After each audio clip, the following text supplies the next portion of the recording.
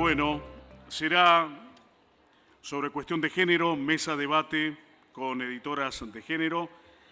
Va a moderar Inés Ayes de Página 12 y de Guay, y forman parte Mariana Iglesias de Clarín, Irupé Tentorio de Página 12, Nati Maderna de Radio Con Voz, Ingrid Beck, fundadora de Revista Barcelona, Letra P, Radio Nacional, Radio Con Voz, y Adriana Balaguer, Radio Rivadavia y La Nación.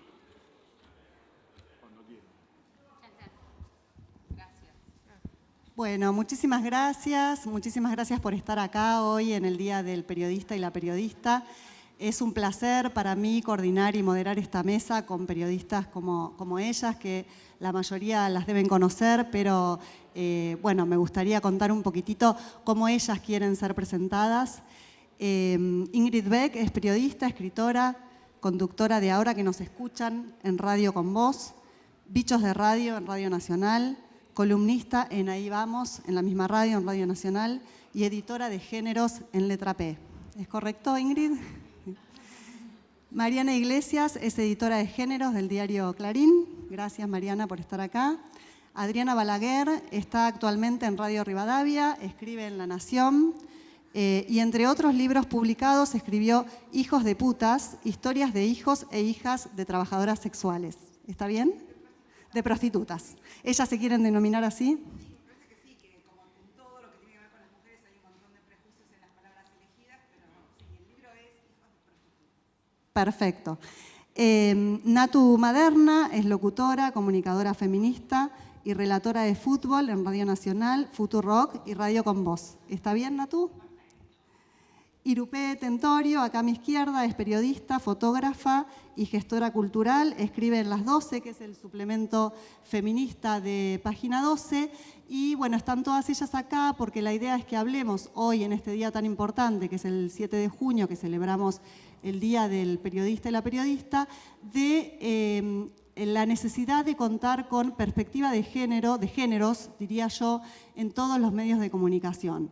Y en esta mesa vamos a hablar sobre el rol de las editoras de género, que es algo bastante nuevo en los medios de comunicación, y de por qué es importante contar con esta perspectiva de género, no solamente en los espacios de género dentro de los medios, sino que ir ganando por ahí terreno y espacios y lograr que todas las notas y todas las coberturas periodísticas tengan perspectiva de género, que sea algo transversal en la comunicación y no que quede solamente en un espacio reducido.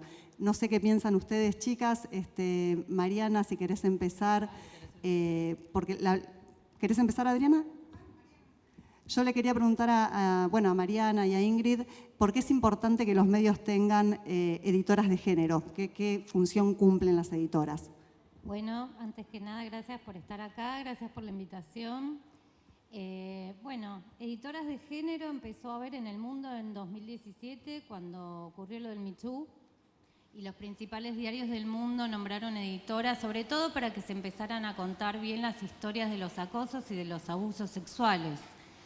Pero bueno, el género tiene un montón de otras aristas. En Argentina, tal vez nuestro principal problema o el más urgente es la violencia de género y los femicidios. Y bueno, particularmente yo cuando me enteré que habían nombrado algunas editoras de género en otros diarios, como Jessica Bennett en el New York Times, propuse este cargo en el diario. Me parecía que era importante que todas las coberturas, todas las notas, todas las producciones que salieran en los distintos productos y contenidos del grupo tuvieran perspectiva de género, que es esto que repetimos hasta el cansancio ya, pero es bueno decirlo una vez más, ¿no? ¿Qué es tener perspectiva de género?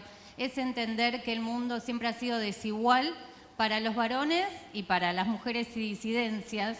Estamos siempre en desventaja, siempre lo hemos estado, y eso determina cada uno de nuestros recorridos, nuestras vidas, nuestras trayectorias, y si bien hemos tenido un montón de avances, todavía estas desigualdades persisten y las tenemos que seguir marcando, las tenemos que seguir resaltando, tenemos que seguir reclamando derechos, conquistando derechos y defender los que ya tenemos conquistados.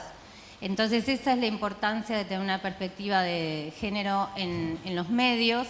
No solo, a lo mejor esta perspectiva empezó en los medios más pequeños, autogestivos, pero en cuanto a mayor dimensión de un medio, es más difícil que exista esta perspectiva justamente por la cantidad de información que se maneja y circula y la cantidad de periodistas que trabajan en cada medio. Por eso nos pareció interesante que estuviera presente esta mirada, pero bueno, después lo podemos ir hablando más, como es un trabajo muy solitario, difícil, frustrante, complejo y que necesita mucho apoyo, y en realidad lo que necesita es que haya mucha capacitación para todos los colegas, ¿no? Y me alegro, digo, este es un público de estudiantes y que esto ya se esté estudiando y ya se pueda ver, ya sea un tema que se hable en los centros de estudios, en las universidades. En nuestra época, no sé si me equivoco, a lo mejor hay compañeras más jóvenes, pero no, fuimos todas a distintos lugares, a todas las distintas casas de estudio. Yo por lo menos fui a la UBA, estudié Ciencias de la Comunicación. No existía 6 años de facultad sin escuchar la palabra género. No era un tema, no era algo de lo que nos planteáramos a nivel masivo y tampoco en el estudio. Entonces difícilmente nosotros pudiéramos pensarlo a la hora de trabajar. Entonces por eso hoy es importante que ya se hablen de estos temas, ya se tenga esta sensibilidad, esta mirada desde siempre, desde que están estudiando, así cuando sean profesionales y trabajen ya lo van a poder aplicar. Pero bueno, le paso el micrófono a mis compañeras, así después vamos hablando de distintas cosas. Bueno, sí, yo también voy a saludar. Buenas tardes a todos, a todas, a todes, y gracias por la invitación y además por el lujo de este espacio de estas compañeras. A mí me parece que el papel de la editora de género es importante en los términos en los que planteaba Mariana, en principio porque incluir perspectiva de género tiene que ver con incluir perspectiva de derechos humanos. No estamos hablando de hablar de las mujeres o hacer notas sobre mujeres o incluir notas sobre violencia de género.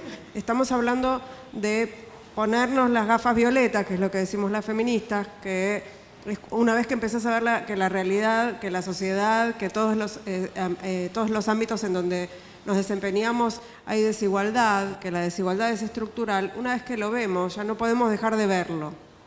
Y transmitir esto a las redacciones es lo que nos va a marcar una mejor calidad de periodismo, básicamente. Por eso hablamos también de perspectiva de derechos humanos. No es necesariamente una reivindicación de las mujeres, sino que tiene que ver con incluir la perspectiva de derechos humanos en los medios de comunicación. Y a lo que quiero sumar a esto, un tema que tiene que ver con las editoras de género y su función en las distintas redacciones. Y digo redacciones porque en general estamos hablando de medios tradicionales, entre comillas, ¿no? Los medios autogestivos u otro tipo de medios, digamos, más específicos, por ahí no entran en esta categorización. Pero bueno, los medios más tradicionales o más generalistas tienen, digamos, las editoras de género tienen que estar lidiando con una doble vara en general, porque por un lado como se crean oficinas de género en otros lados, no es un mundo aislado el de los medios de comunicación, pero bueno, es un espacio en donde que se supone que le da a la empresa la marca, digamos, la norma IRAM del género, es decir, tenemos editora de género, ya está, no nos van a decir más que no tenemos perspectiva de género, como si eso, tener una persona y una oficina, a veces ni siquiera una oficina, garantizara, por lo menos hacia afuera, lo que se llama pinkwashing, ¿no? O sea, es esto de la boca para afuera, cuando en realidad no hay ningún cambio estructural ni voluntad de un cambio estructural, no hay presupuesto, no hay interés, no hay voluntad. Entonces, por un lado está este riesgo y por otro lado, las editoras de género se comen el garrón, no sé si se entiende la metáfora, de que cada vez que sale una información, una noticia sin perspectiva de género o directamente digamos, que está mal, digamos, por ejemplo, poner el nombre de una víctima de abuso sexual, que es una práctica bastante común en el periodismo, entonces las críticas llueven hacia la editora de género. Entonces, es un lugar complejo, difícil, por eso todos los adjetivos que le ponía Mariana, que no significa que vayamos a bajar los brazos, porque nos sigue pareciendo una pelea para dar y una pelea interesante para dar. De hecho, se formó hace poquito la red de editoras de género de la Argentina y somos 11. O sea, es un montón, de todo el país, de todo el país. No, no es un tema de la Ciudad de Buenos Aires, estamos nosotras acá porque vivimos acá, pero somos de todo el país, con lo cual es una ola que empieza a crecer, pero bueno, hay que empujarla un poquito. Adri, ¿querías seguir? Sí, hola, soy Adri Balaguer y bueno, y no soy editora de género porque trabajo en radio. Y eso es algo que por ahora está empezando a moverse en algunas redacciones, ni siquiera en todas las redacciones, en algunas como una comisión, donde se juntan de vez en cuando, invitan a alguien, como en el caso del diario La Nación, para donde escribo, pero en Radio Rivadavia, donde trabajo y he trabajado en programas diarios y ahora estoy en un programa semanal, la realidad es que se hace difícil entre otras cosas, porque un conductor de radio es no editable, ¿no? Habla, dice, de la manera que le salga a decir, y ahí, bueno, en todo caso, en el armado de la programación, la radio puede fijar o no cierta política de género, pero bueno, habla y una vez que dijo lo que dijo, ya está. Eso es lo que pasa mucho en la radio. De hecho, hace poquito fue noticia por el cruce entre Babi Echecopar y Cristina Pérez, un cruce que tuvo para todos los gustos, ¿no? Porque agradezco que se haya dado porque hay una periodista al frente de un programa en la mañana que tenía que cruzarse con Babi, porque si no el tema hubiera pasado desapercibido, esa es la realidad.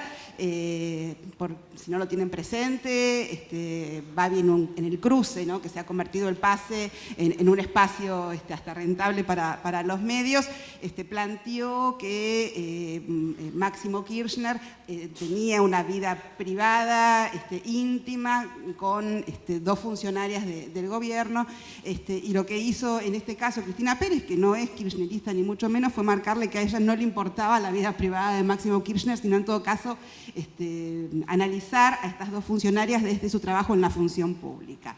Pero bueno, en ese cruce la mandó a estudiar, le dijo que no era una periodista seria, golpeó la mesa, se paró, se fue. Y esto, a ver, se puede acá representar en este cruce, pero se reproduce en menores dosis en muchas situaciones en la radio, qué sé yo. A mí me gustan mucho los ejemplos. Digo, hace un año me dijeron cállate loca al aire, ¿cómo volvés de eso, no? ¿Cómo lo manejás? ¿Qué hace el resto? Nada, no hace nada. Esa es la realidad, nadie hace nada. Uno pelea su lugarcito, se enoja, hace planteos, pero más que un perdón personal, y la cosa fue dicha al aire, con una audiencia que no siempre reacciona todavía, porque ahí están las audiencias, no es lo mismo la audiencia de Radio Con Vos que por ahí la audiencia de Rivadavia, y no saltan igual las audiencias frente a este tipo de cruces. Entonces hay mucho trabajo por hacer. Me parecería interesantísimo que pudiese ver también en las radios un trabajo con conductores, con columnistas.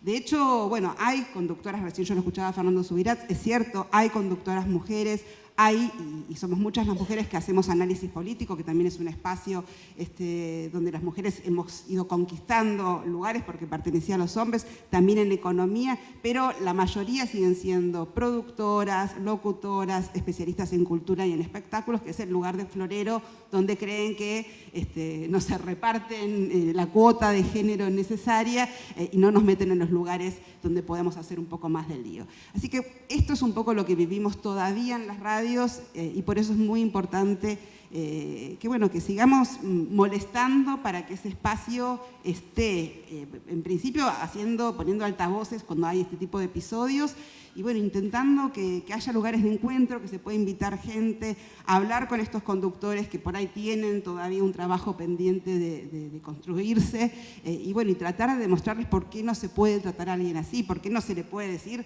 como también me han dicho alguna vez, vos callate, no contradigas al conductor, ¿no? Callate, no contradigas al conductor. Estas cosas pasan todavía hoy en la radio, más allá de todas las batallas que hemos dado a las mujeres en lugares incluso mucho más importantes como son los de la vida, ¿no? ¿Cómo andan? Buenas tardes para todos y para todas y para todes. Voy a empezar por algo que estamos viendo.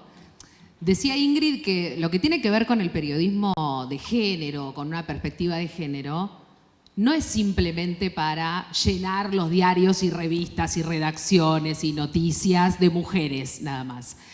Es más, yo creo que charlas como estas es donde más varones debería haber y es donde menos hay. Entonces digo, me parece interesante también empezar a pensar al periodismo con perspectiva de género desde ese lugar. Porque nosotras, si se quiere, desde el 2015 para acá, y digo 2015 y digo 3 de junio, que hace poquito que vivimos el aniversario y hace 7 años que aprendimos lo que significaba gritar ni una menos, nos venimos haciendo preguntas, hace un montón, muchas desde hace mucho más que 7 años, pero el 3 de junio del 2015 marcó un quiebre de paradigma. Y ese quiebre nosotras lo venimos entendiendo, lo intentamos interpretar, lo intentamos explicar a otras mujeres, a otros varones. Pero yo creo, y siendo una charla para la facultad, que es muy interesante también lo que pasa en una charla de género. Hay pocos varones. Sin los varones no se cae ni el patriarcado, ni vamos a lograr perspectiva de género, porque tiene que ver con lo que decía Ingrid. Digo, estamos hablando de derechos humanos. Y lamentablemente, si hoy hacemos un zapping, y me toca la parte de periodismo deportivo, si hoy hacemos un zapping, las que menos estamos hablando de deportes y de muchas otras cosas más, somos nosotras. Entonces, esa representatividad que la luchamos tanto en el Congreso para lograr el aborto legal y en otros tantos lugares, como digo yo, esos sillones de cuero en las gerencias periodísticas muy pocas veces están ocupadas por esos sillones de cuero por mujeres. Entonces, muy pocas veces estamos representadas en los medios de comunicación. Y ni les cuento, porque ustedes lo saben y lo sabemos todos, en los medios hegemónicos deportivos. Hablaba recién Mariana de las casas de estudio. Bueno, perfecto, hermoso el tema. Casas de estudio deportivas. Bueno, imagínense la temática género en las casas de estudios deportivas. Inexistentes, no hay, no se habla. ¿Y saben por qué no se habla de la perspectiva de género? Y ni siquiera género. Quieren hablar de periodismo de inclusión. Porque en el periodismo deportivo, todo lo que tiene que ver con los feminismos incomoda. Porque la aplicación de la ley Micaela es fundamental no solo en los 3 poderes, sino en todos los canales de televisión.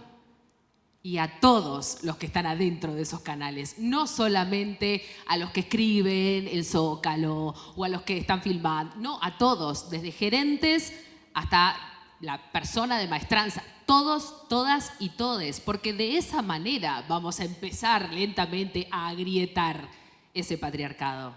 Pero mientras el género no esté consolidado en tanto materia, si se quiere, en las instituciones educativas, va a ser muy difícil que esas grietas se den. Y no hace falta más que empezar a hacer un zapping, ni siquiera les digo en los canales deportivos. Estaba viniendo para acá y antes de venir estaba viendo ESPN. No voy a laburar nunca en ESPN, lamentablemente, pero estaba escuchando, obviamente, a todos varones en el panel, hablando de fútbol, ¿no? Bueno, parece ser, no nos vamos a meter ahora ya en el caso Villa, porque me parece muy rápido, pero estaban hablando de Bataglia, el entrenador de Boca, quizás para algún desprevenide, y lo empoderado que estaba. Ah, les encantaron nuestros términos, les resirvieron. Digo, es interesante analizarlo, ese es nuestro lugar.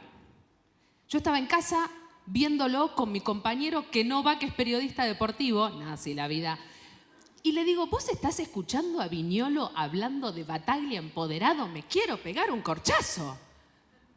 Y mostraban imágenes, ¿no? Porque resulta ser muy cortito y al pie, parece ser que Marcos Rojo y Benedetto se fueron a un cumple el sábado a la noche y el domingo no fueron a entrenar. Entonces Battaglia se reenojó y les dijo, mañana por Copa Argentina ustedes no viajan a La Rioja, no van a jugar con Ferro, penitencia. Pero tenés un señor con 2 denuncias por violación y encima intento de femicidio. Después vamos a hablar de eso, pero a lo que voy es que ese también es nuestro lugar. Porque hablar con términos que los feminismos trajeron no está mal.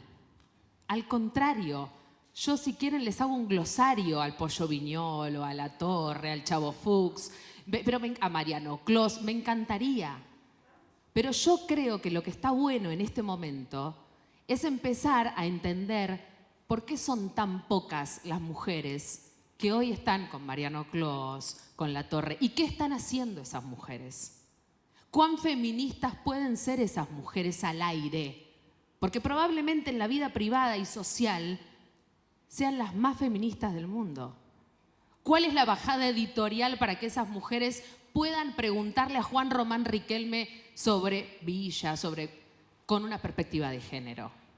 Y es ahí donde tenemos que empezar a colar y a molestar, porque si no, los feminismos que no incomodan son medio feminismo boutique, ¿no? Están ahí. Pero muchas veces es el único que podemos practicar cuando no somos nosotras las que damos las órdenes y las bajadas de línea.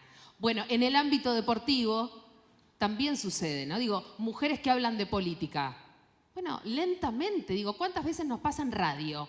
Che, pasó algo en política. Bueno, llama al señor. A nosotras nos llaman para salud, educación, maternidad, ¿no? Salvo que seas muy escandalosa y tengas frases fuertes que jueguen con esto de saltás como una loca, ¿no? Eso sirve porque genera títulos a veces. Eso está cambiando un poquitito está cambiando. Yo estoy en varios grupos de productores y productoras y muchas veces salta alguien a decir, che, pero ¿no les parece mejor una mujer para este tema? Como que y son los jóvenes y las jóvenes. Las jóvenes, las que lo proponen. Muy de a poquito, pero totalmente, pero creo que también está ahí el cambio de paradigma, digo, ¿no? De esto de las voces autorizadas, ¿no? Que muchas veces, y en el deporte, bueno, ni les cuento, pero muchas veces estamos muy acostumbradas y acostumbrados a que en la agenda tenemos al señor economista, al señor periodista de política, de debate, y tenemos a la feminista, ¿no? Digo, que en algún momento, claro, cuando hay cosas y noticias que incomodan, llámala. Que yo estoy segura, pero mira, me la juego, que nos tienen agendadas como Natu, periodista feminista, pero me la juego, pero no está mal, a mí no me jode. Lo que me jode es que me llamen para decir las cosas que incomodan que ellos no dicen, digamos, ¿no? Pero bueno, por lo menos te llaman, qué sé yo, antes ni te llamaban. Lo ideal sería que nos contraten, pero bueno, estamos pidiendo muchísimo, la verdad. Perdón, te dejo hablar, pero quería decir una cosa muy chiquita de las fuentes, porque estamos hablando de las fuentes. Uno de los objetivos nuestros, de nuestro trabajo, es ampliar las voces, las miradas, que la foto no sea siempre los varones, que las voces. Pero hay un problema también. ¿Qué pasa? Cuando agarrás cualquier tema, no sé, el COVID, ¿qué pasa? Los presidentes de las asociaciones médicas y de los laboratorios, siempre es un tipo. Entonces vos decís, bueno, llamá al uno. Vos querés llamar a una mujer, pero no hay una mujer ahí arriba. Entonces eso también es un problema. Está todo encadenado. Bueno, y esta es la idea, entender cómo son los círculos, ahora podemos ir siguiendo, o el hilo de la desigualdad que nos lleva a todo esto. Pero también hay que pensar eso. Obviamente ampliar las agendas, eso es básico, hacer el esfuerzo. Por supuesto, como decía ella, el más fácil siempre está en los mediáticos. Ya sabemos, todos los mediáticos salen en un minuto, ni se arreglan, ni piensan lo que van a decir, salen, manejan los medios. Para ellos es fácil, para los periodistas es fácil llamar a una persona que te atiende al toque. Es difícil ampliar las agendas, esperar, pedir por favor, ¿no? Es un trabajo también, pero me parece que vale mucho la pena hacerlo para esto de ampliar las voces y las miradas y las fotos, ¿no?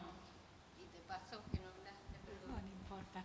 Hola, buenas tardes, soy Irupé, gracias por la invitación. Yo escribo hace muchos años en el suplemento de género Las 12, que ya tiene como 25, 26, 27 años. Es uno de los suplementos dedicados a género y a feministas y a feminismo y a problemáticas que tengan que ver alrededor de esto. Y creo que es, digamos, un suplemento de género que en América Latina es el único, digamos, que tiene tantos años. De hecho, yo escribo ahí desde el 2009, me ha llegado, he ido a hacer notas cuando era más chica y ni sabían que existía. Lo que yo puedo pensar, nosotras que estamos bastante atravesados con el tema de género, que realmente tenemos las gafas todo el tiempo puestas, que no podemos ver la realidad sin otra perspectiva que no sea la perspectiva de género, también me pregunto, más allá de nuestra labor en los medios gráficos o en la radio o en la televisión, ¿qué pasa con el sistema de comunicación con respecto al género, ¿no? Porque yo no puedo dejar de pensar en los cuerpos que aparecen visibles, por ejemplo, cubriendo las noticias en primera plana, ¿no? En la televisión, que no se incluye diversidades, por ende las agendas de diversidades casi no están, eso también es hablar de género. ¿Qué pasa con las coberturas internacionales que casi ni existen y también tienen problemáticas en este mundo de género? ¿O qué pasa con que solamente se invaden las agendas de comunicación, las agendas institucionales, las agendas del sistema, cuando son fechas como el 8M, mayormente, ¿no? Porque el 25 de noviembre mucho no se sabe qué pasa. Y entonces también pienso como, además de todo lo que ustedes dijeron, yo quiero agregar esto, ¿no? Que es importante que quienes trabajamos con una perspectiva de género lo hagamos cada vez más transversal, ¿no? Que no solamente sea un recorte, sino que, como solemos decir, lo personal es político en el amplio aspecto de la palabra, ¿no?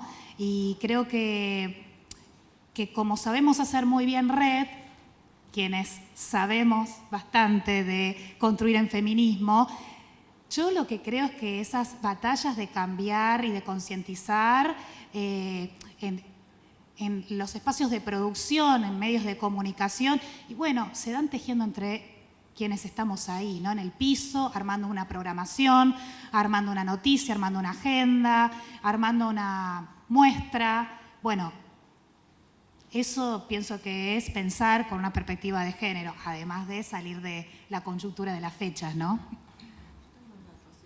Dale. Después yo les quería hacer una pregunta. Dale con los datos y después abrimos a que nos pregunten, a que les pregunten. Quería aportar unos datos, porque ya que estamos en una carrera de periodismo, estudiantes de periodismo, me parece que hay información disponible que lo que hace es sostener todo esto que estamos diciendo, que no son nuestros pareceres solamente. Una investigación de FOPEA, de hecho, bastante reciente, que da como resultado que solamente en el 14% de los medios del país las posiciones jerárquicas están ocupadas por mujeres.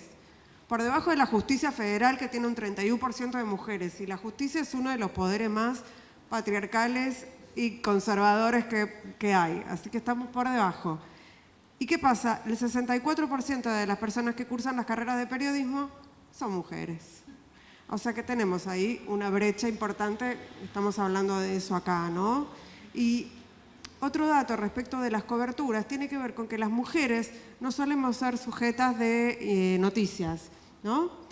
Salvo cuando hay algún caso, comillas, policial, ¿no? Salvo cuando hay un femicidio o cuando hay un caso de abuso sexual. No me voy a meter en el tratamiento de esas noticias, pero me parece que también eso es un dato. Y en relación con lo que decían de las fuentes, que también me parece fundamental, vemos ahí también la desigualdad en esto. Es muy probable que querramos llamar a una mujer, por ejemplo, en política, el portal donde yo soy editora de género es un portal de política y economía y empresas, destinado, digamos, al círculo rojo. Entonces, lo primero, bueno, ya estamos haciendo tal nota de política, de economía, lo que sea, ¿por qué no consultan a una mujer? No hay. No, ¿cómo no hay?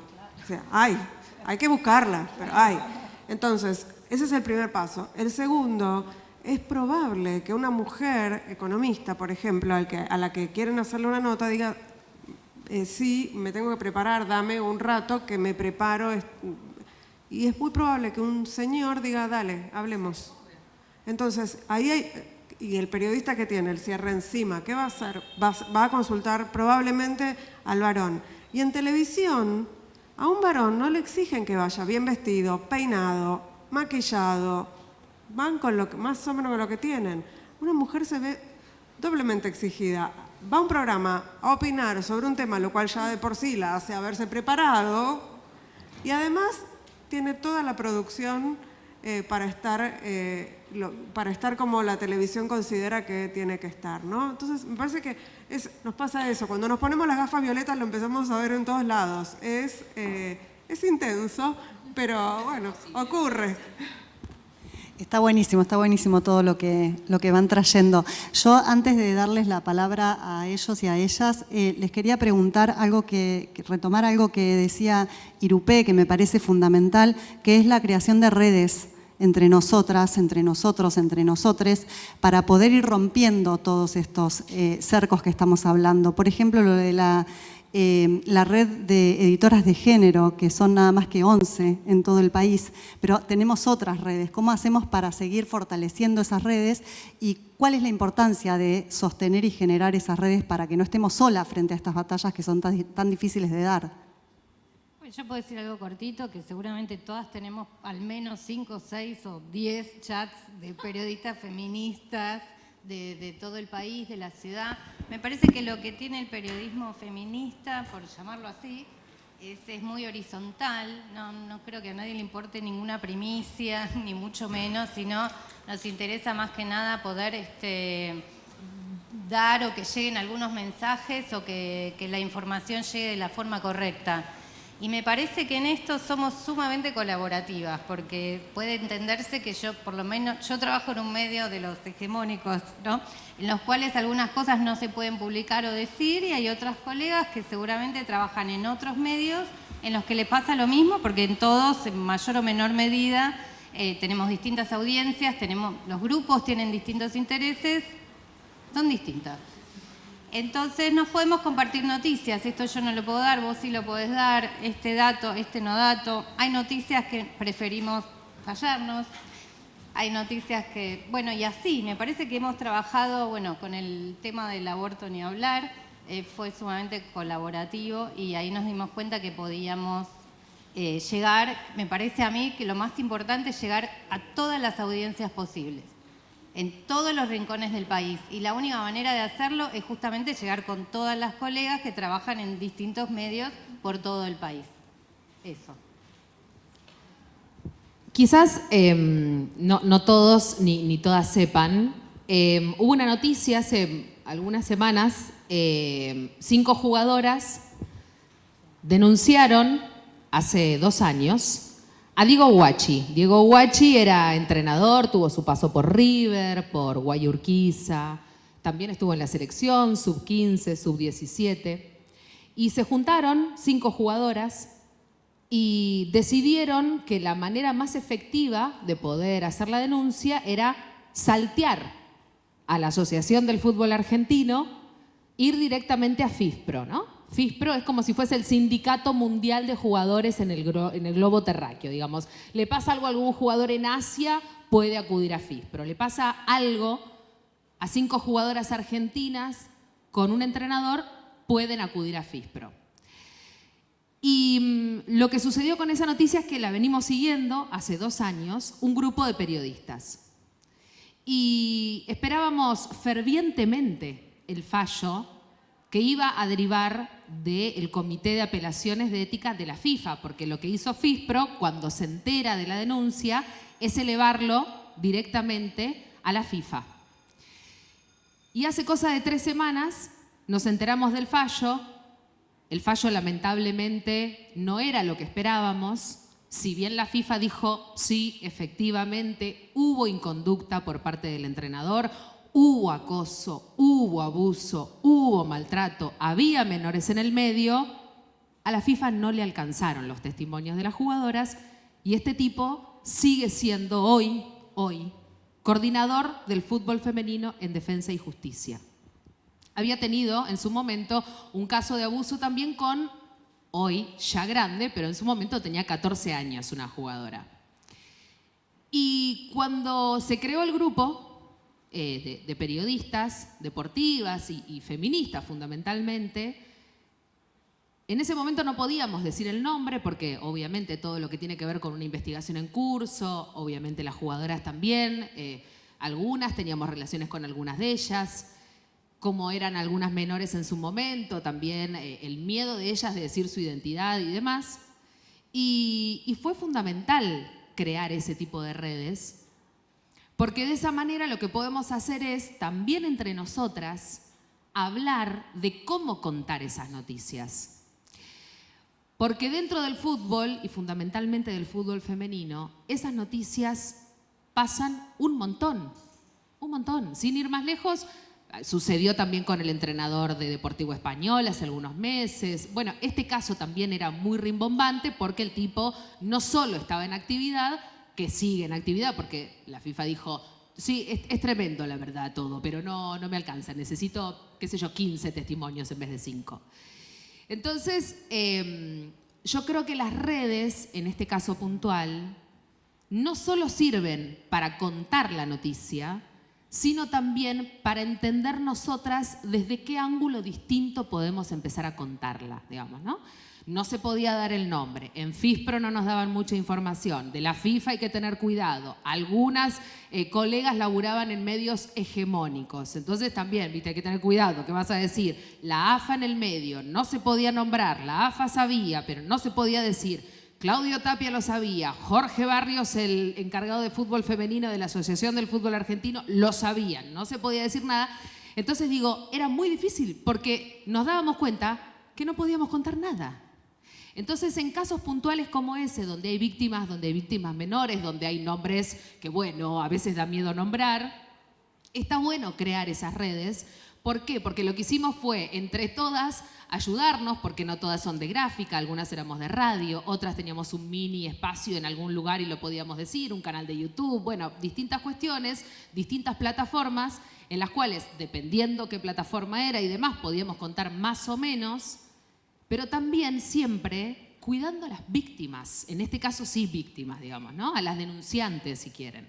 Entonces digo, para eso también es fundamental las redes, digamos, más allá de que muchas veces es, che, tenés el contacto de y demás, que obviamente eso es fundamental, y muy rápido y muy expeditivo, pero hay cuestiones que tienen que ver con la creación neta de la noticia. ¿Cómo redactamos esto? Y lo otro, y cierro, fue, bueno, poder salir todas juntas, ¿no? Con la nota, bueno, salimos el miércoles a las 12 del mediodía, publicamos esta nota. ¿Por qué? Porque encima quienes cubrimos periodismo deportivo y intentamos ponerle una mirada inclusiva y feminista, necesitamos hasta nosotras darle el empuje todas juntas, ¿no? Porque si una salía en Infobae a la mañana, yo salía a la tarde en Nacional, mañana en Futuro.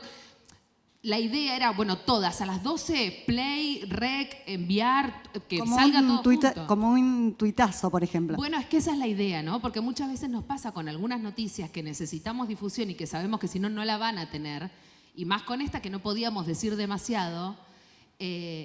No me pregunten si el Pollo Viñolo habló de esto porque no habló. ¿No? Yo sé que alguno estaba preguntando si no hablaron de eso. Pero bueno, digo, me parece también interesante esto, que las redes se crean también para eso, no solo para pasarnos contactos, sino también para eso, ¿no? Para generar una plataforma factible al momento de publicar una noticia con este peso, ¿no?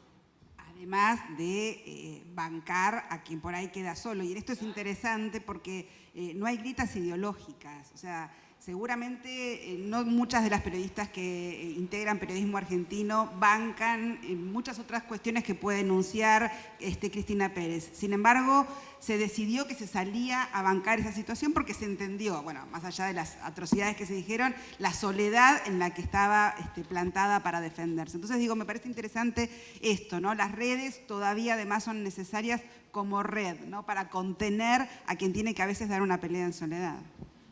Sí, exactamente.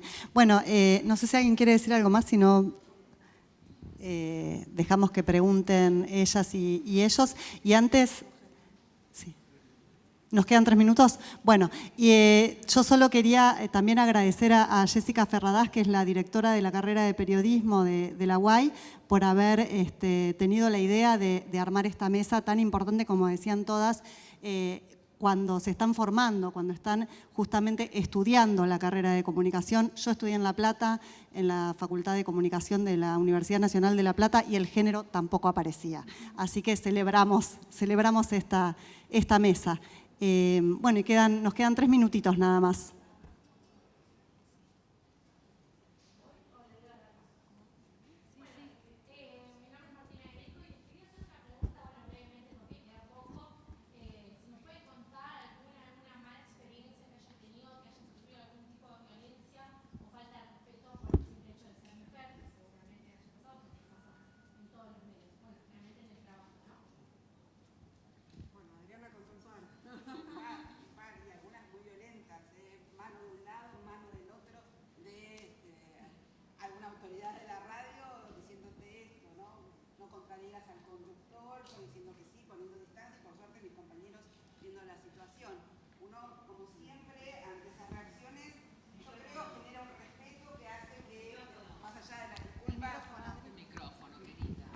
Soy bastante...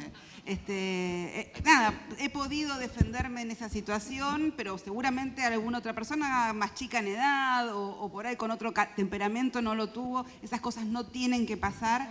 Es importante... Yo aprovecho y las difundo bastante, ¿no? Para que se sepan, incluso en la misma radio, y si no le gustaba que me lo vinieran a plantear, porque había sido visto por muchos compañeros. Estas cosas pasan, no hay que callarse, como bueno, ya sabemos, ¿no?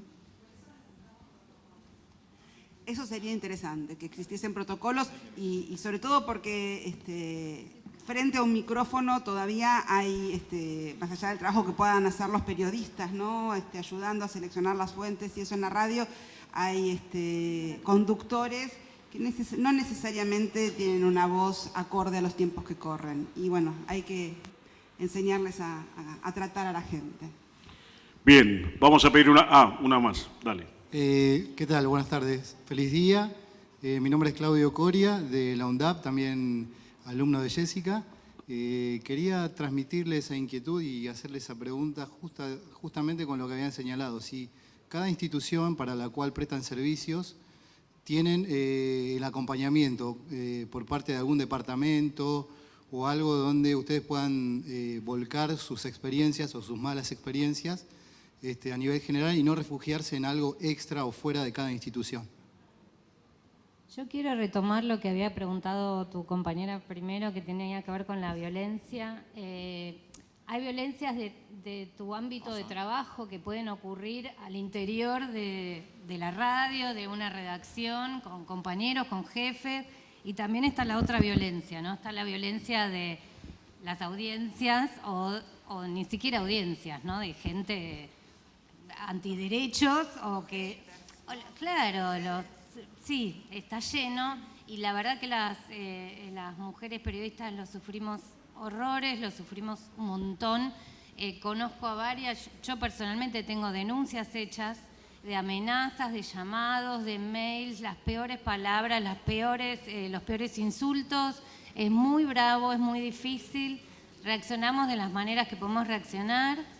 Yo particularmente no soy muy activa en redes porque en algún momento elegí preservarme, lo cual es contraproducente para mi trabajo, que es visibilizar todo lo que hago y me cuesta un montón. Pero bueno, hay personas que reaccionan de otra forma, yo reaccioné así y es muy difícil. Es muy difícil porque el objetivo que tienen todas estas personas es callarnos la boca. Entonces, bueno, o te callás la boca, te vas a escribir sobre turismo, o seguís hablando, seguís diciendo lo tuyo y bueno, lo vas sufriendo de distintas maneras. Sí, yo creo que todas hemos sufrido alguna situación de violencia de género en nuestro trabajo, ya sea cubriendo una nota en el lugar de trabajo o de censura también. Y sobre lo que decía el compañero, en particular en página 12 hay una comisión de género. Listo, es eso. Lo que pasa que también el dato es que muchos medios están muy precarizados. Entonces, básicamente se precariza nuestras vidas.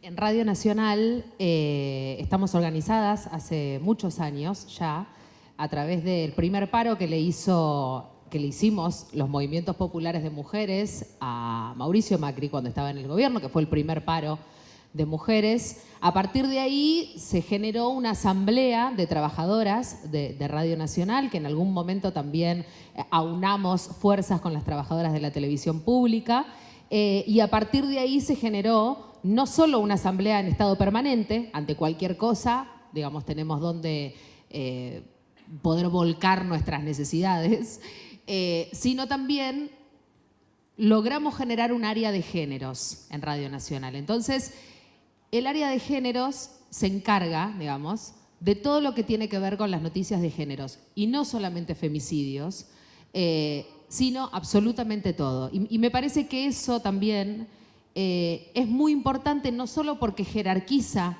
las noticias y no las deja, digamos, para cuando hay algún hueco en los informativos, sino que de esa manera también lo que se logra es que pueda haber mujeres periodistas contando también con perspectiva de género, obviamente desde el área.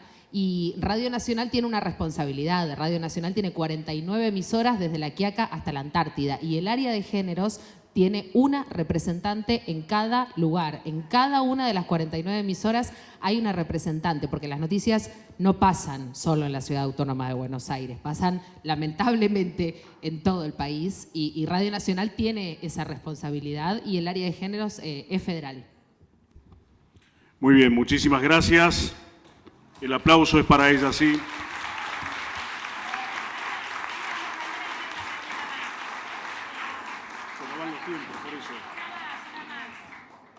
Se nos van los tiempos, por eso tenemos que... Una más, dale, si dale. no podemos, ahí está. Teníamos acá.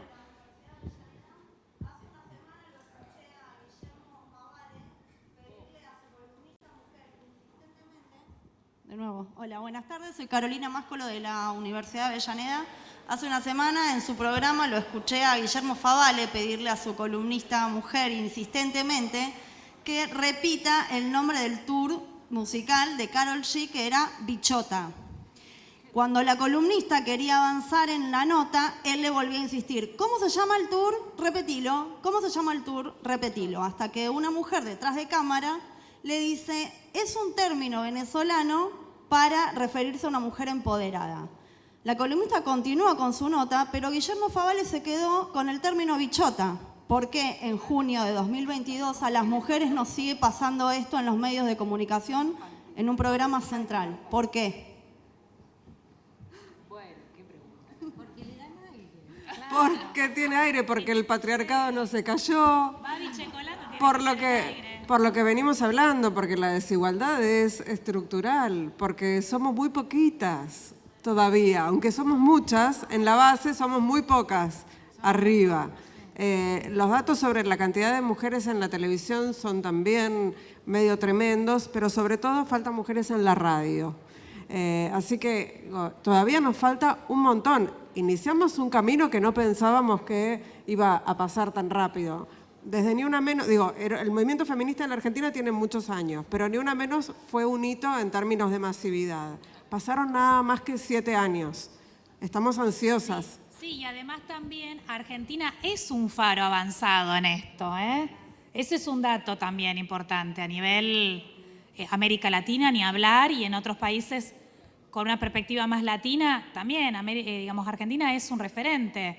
Pero bueno, sí, hay que seguir, es un camino largo.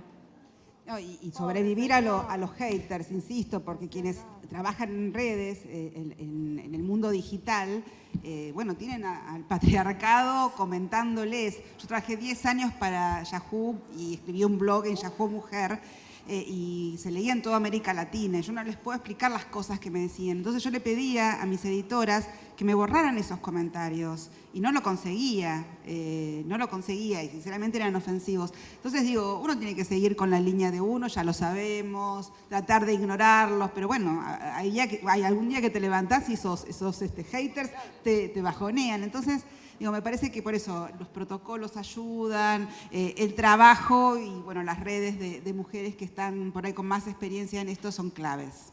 Y ustedes, ¿no? Que se están formando y que tienen, bueno, ya nuestro paso y todas las herramientas para hacerlo mejor. Muchísimas gracias.